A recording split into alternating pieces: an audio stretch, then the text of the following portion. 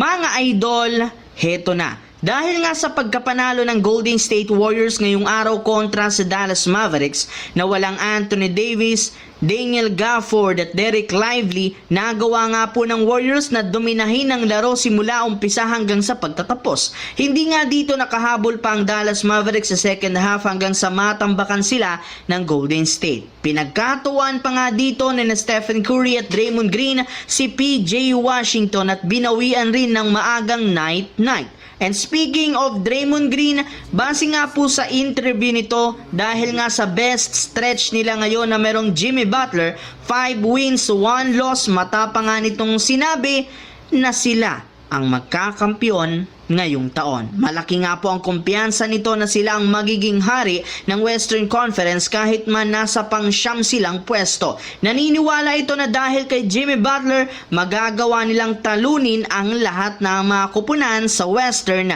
at Eastern Conference. Anong masasabi nyo dito mga idol? Mga